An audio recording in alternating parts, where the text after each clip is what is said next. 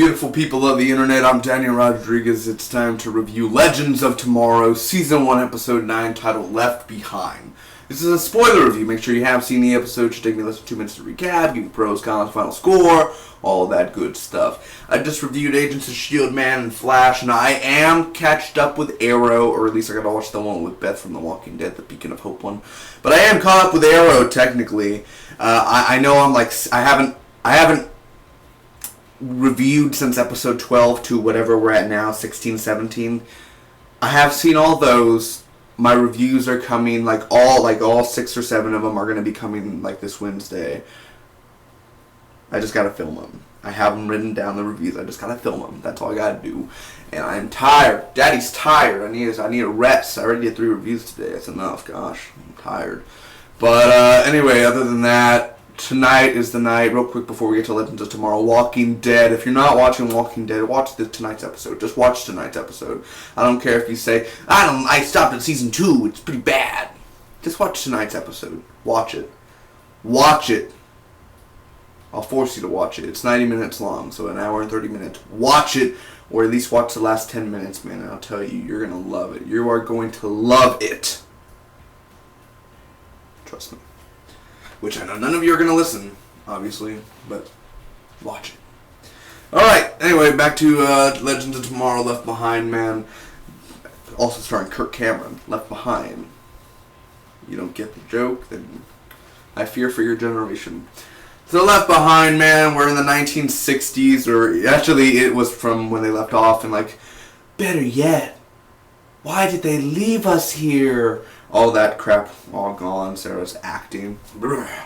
Anyway, so it's 1958, and then time goes by so much where it's 1960 now. Ray and Kendra, I'm surprised they didn't have kids yet, but they're all Ray's a teacher, and I'm like, oh my god, Clark Kent right now. He's Clark Kent mode. I'm like, yeah.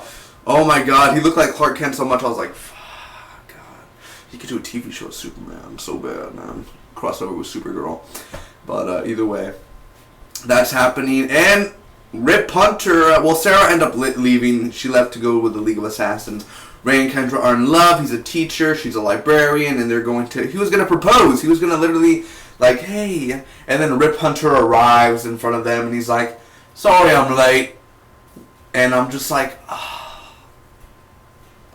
He was about to propose. I was like, no. And she's like, Rip. And he's like, oh. And I was like, oh. I'm glad that Rip's back and they get to get out of the 60s, but I was really interested in seeing their love interest together, and then it was all ruined because Rip comes back. I'm like, oh, great. Thanks, CW, for doing that to me. So Ray is sort of mad, and he left his Atom suit behind, so they go back. We find out who the real identity of Kronos is. It is Mick. Ah, yes, it's Mick. And he just and starts he's there Mick, yes, it's me. Ah, yes. And just doing all this stuff because he never killed Mick. He never froze Mick. He basically knocked him out and Captain Cold left. And I don't know, they really don't explain he was trained by the Time Masters and everything, but so this whole time, I need someone to explain this to me. This whole time, was Kronos always Mick? From episode 1 and all that, was that always Mick, just future Mick, or past Mick, or was it someone else and now Kronos is, I don't understand. It's always been Mick. Kronos, even when Heatwave was around, Kronos was Mick. I don't understand. Where does that, I don't understand that crap. Anyway, so that happens. Snart is with him. He's chained. Ra's al Ghul. Ra's al Ghul returns. Matt Nable, the sexy Matt Nable, man. Very awesome. I met Matt Nable. I'm going to say the story one more time. I met him at Alamo City Comic Con about a few months back in September. I had a good 4-minute conversation, 5 minutes, because no one was around. No one was talking to him. And I went up to Manu Bennett, Deathstroke. I talked to him. He was a bit of a jerk. But I went to Matt Nable, man, and I was like, oh my god. I love, your character, and I mean, he was so nice. He was like, yeah, Daniel, he just said my name and everything, of course, because he was like, well, Daniel, because I obviously said my name and everything, and like but it's cool. Like he just like most people would be like, yeah, well, you know, but he was like, yeah, Daniel. It's like I was like, and I called my mom right away. I was like, Mom, I just talked to Ra's al Ghul and like everything. I should have put her on the phone, man. I don't know why I didn't think about that, but he was so nice. He's down to earth, man. Many people say that when they meet people, and a lot of people are down to earth at times, celebrities, but he's literally just so nice and like so genuine. And he's just such a gentleman, and he was just there chilling, man, and we just talked, and like, I mean, literally, and seeing him, I'm like, yeah, because I said, hey, are you gonna? I mean, you have to film something with CW, man, because of course, spoilers for Ra's al Ghul Arrow, he died, but is Ra's al Ghul really, really, really like? You could always come back in flashbacks. You could come back in this. You could come back in that. And I told him, when are you ever coming back to like any of it? Like you have to, man. And he basically said, yeah, I'm filming something in a few months. And well, look at that, Legends of Tomorrow. And I'm like, oh, I wonder if he was thinking about me while filming it. Probably not. Probably forgot about me the day afterwards. But either way, celebrities. It's a celebrity thing.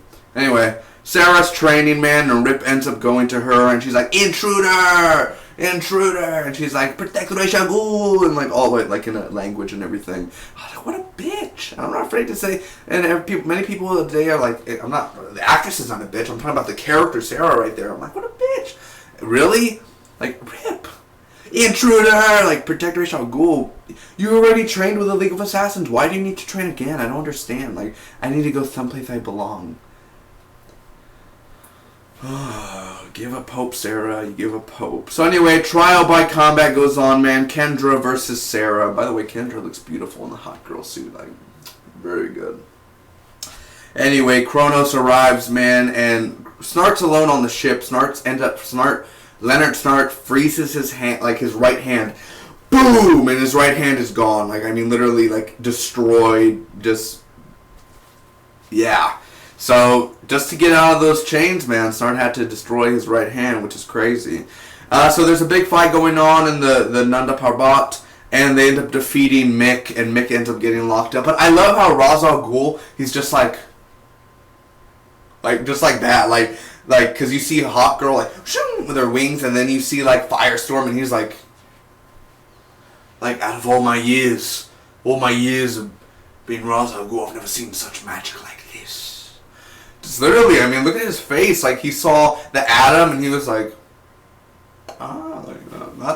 not too shabby, very good. Y'all should be on the CW show, you know what I mean? Like literally, man, knowing, like, and I love how Sarah went up to him, and, like, he released her and everything, and he was like, or she was like, your daughter, your daughter to be Nisa, like, she's going to be excellent or something like that, and she's going to be awesome, and, well, she should have said, oh, she's going to be my love later, but he would probably be like, no, it's unacceptable. But either way, I love how he just smiled. I'm like, fucking Matt Nable, yes, every day, all day, Matt Nable. But seriously, that was really awesome. I mean, he was really cool, so, great guy. And I like the whole head shaving thing. I was like, oh, that's pretty cool. I like that. So, cool thing. So anyway, Mick is locked up, man. And Ray and Kendra are together again. Like, they didn't break up, but they're like all like, kissy, kissy, kissy. But never gives her the proposal ring. So I'm like, give her the proposal ring then. Anyway, they're going to 2147. So, what did I think about this episode overall, guys, of Legends of Tomorrow? First off, I gotta say, Ray and Kendra from the 60s to the end of the episode, man. At times, there is no chemistry there. Like, honestly, I feel like it's just kind of forced in there.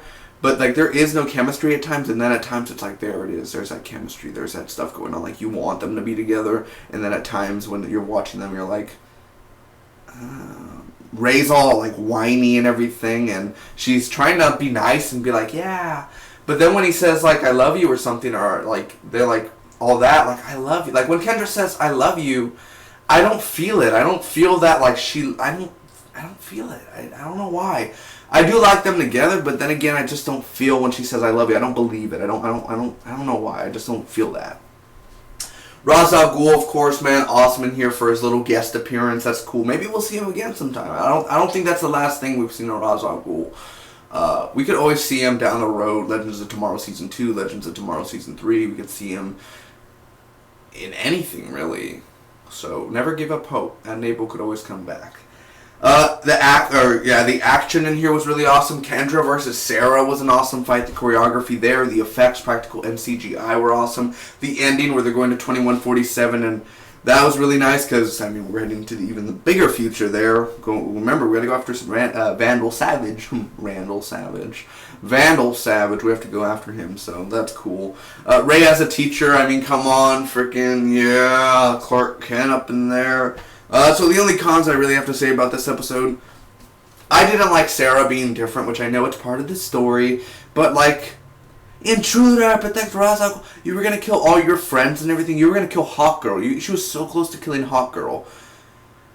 Really? Like, Sarah, what happened to you? You were already trained by the League of Assassins, why are you back there again? One thing, I just don't understand. You're already a trained assassin, so why go back to the place if you just have to do it all over again? It seems so boring. Go through the little ranks and everything. Why? Why not just live your life out in the 1960s? Like, I gotta go to someplace you belong. You're not 15 years old. You're a woman. Go do things instead of going back to the place you've already been before. Either way, that stuff. We also saw Talia al Ghul, by the way, so... The explanation of Mick as Kronos, I really didn't, I need that explanation better. I'm just saying. Ooh, that's all there. And sometimes the chemistry, like I said, between Ray and Kendra. So overall, I'm going to end up giving this episode of Legends of Tomorrow, Season 1, Episode 9, Left Behind, an A-. I thought it was a great episode, man, because when we left off a few weeks ago, when it, took a break, a 3-week break, I wasn't a big fan of that episode. I was like, it's alright, it's okay, it's not a great episode, I want greatness, man.